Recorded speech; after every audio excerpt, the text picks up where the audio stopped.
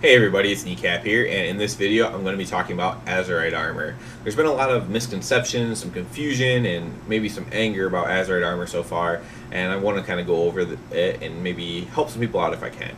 So first of all, the first thing I need to point out is that it's very early in the expansion. At this point of this video, it's 6 days in. There's a lot still yet to come out, there's still a lot to learn, and as the longer it goes out, the more things will be general knowledge, because there's people like me and way better than me putting things out there that can help people out a little bit. So, Azerite armor. What is Azerite armor? Azerite armor right now is it can be a helm, a shoulder, a chest piece. So this is armor that's infused with Azerite power, that has Azerite traits in it, and those get unlocked by your Heart of Azeroth necklace that you get at the beginning of the expansion. They're completely tied together. More levels on your necklace directly correlates with how many traits you can unlock on your Azerite armor. And as your Azerite armor goes up in eye level, your necklace needs to be stronger to unlock those traits. So they're just completely tied together like that. Basically, the way it works, when you shift right click on it, same as your artifact weapon, you'll see some traits pop up, and you choose those traits based upon your spec. So some of them, a lot of it's really obvious. So I'm a paladin, so I have 3 specs. A lot of things have 3 different specs. About a third of the classes or so have 3 different specs that they can do that are completely different. So DPS, healing, protection. Druid, of course, has 4. So these are pretty simple. One of them is clearly for protection. One of them is clearly for holy for me, and one of them is clearly for retribution.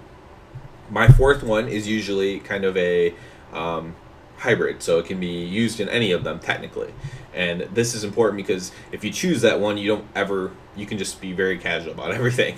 You don't ever have to worry about changing your gear or finding or reforging at all. So you choose that. If you have a blue piece of gear, your next tier will be defensive or utility, and your last one will be item level. If you have an epic piece of gear, your second one will be, again, another choice. It'll be more directly. So for me, damage, healing, tanking, and you'll choose that one. It's a little bit more direct. So here's the thing. So you have casual people and you have high-end people, and there's different perspectives depending on which you are. If you're a casual person, like if you're super casual, just choose the first talent in your gear. Just choose the first one that works for all your specs. First of all, if you like to play multiple specs, just choose that one if you're super casual. If you're only minor casual, then what you're gonna be more of a reforger. So you're gonna go to for Alliance, it's next to the Inn in Borealis, next to the Transmogrify person. For Horde, it's in the Grand Bazaar on the eastern side of your main city. I'm adding this part into the video because I didn't want people to think I forgot about them. Rogues, mages, hunters, warlocks, things that only DPS. That this is a little bit different circumstance for you, and I do cover this later in the video a little bit without specifically addressing it. Obviously, all your things are generally going to do damage, so you got to choose which damage one is the best.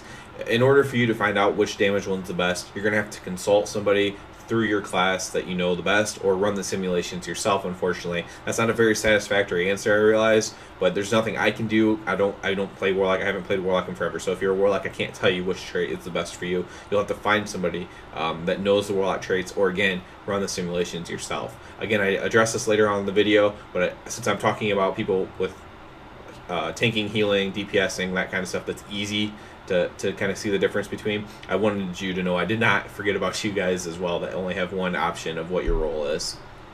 So what does that mean? So let's say you're protection, so you chose the protection talent, but now you're like, oh, my group needs a DPS. I can DPS. I have some DPS trinkets.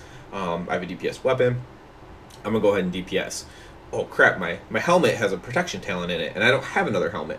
So what you can do is go to that reforger and reforge it for the price of some gold, to change it to the DPS talent in that tier. Or you can, again, go casual and choose the one that's kind of more of a any spec talent, and you can reforge it to that, and you should be fine. Now this works like the old talent system in like vanilla, for example, and it went past vanilla, but when you respec, it costs gold, and that gold doubles each time. It eventually kind of scales back down if you stop doing it, but it is going to cost you gold. Now the high-end thing, and what anybody can do if they choose to do it, is get a different piece for each spec. So I could have a DPS helmet, I could have a protection helmet, and I could have a holy helmet. And each one of those would just have my best Azerite talent for that spec in it, and I would put it on the helmet that I wanted based upon what I was doing.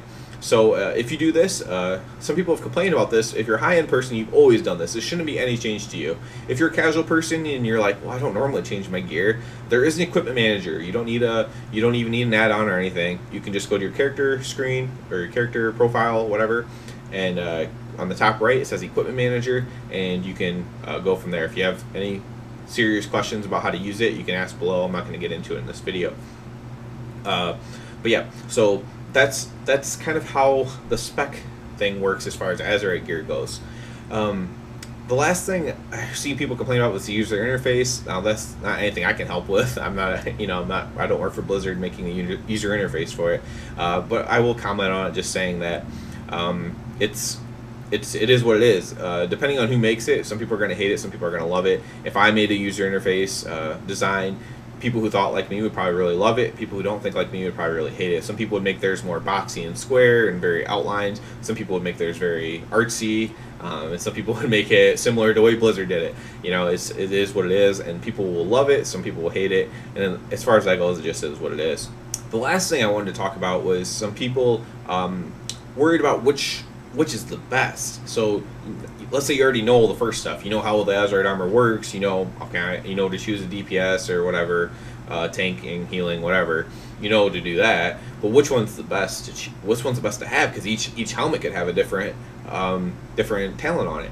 So which one's the best? So unfortunately, there's no really good answer. There's no just solid answer I can give you because I don't know every class. If you know, if you're Retribution Paladin, I can help you. Pre-raid gear, for example, I believe the best one is like Dagger in the Dark or something like that.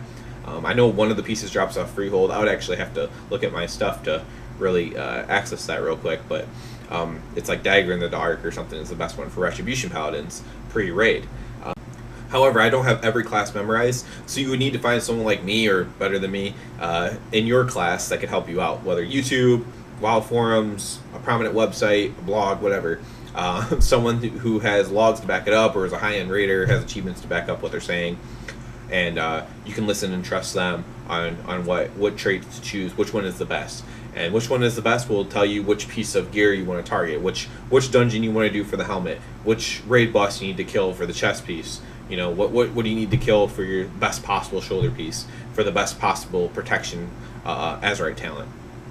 And those will be choices that you make, similar to the Netherlight Crucible at the end of Legion, where you would want a certain relic. That relic might drop off Mythic, you know, first boss in Mythic Garathi, first boss in Mythic Antaurs.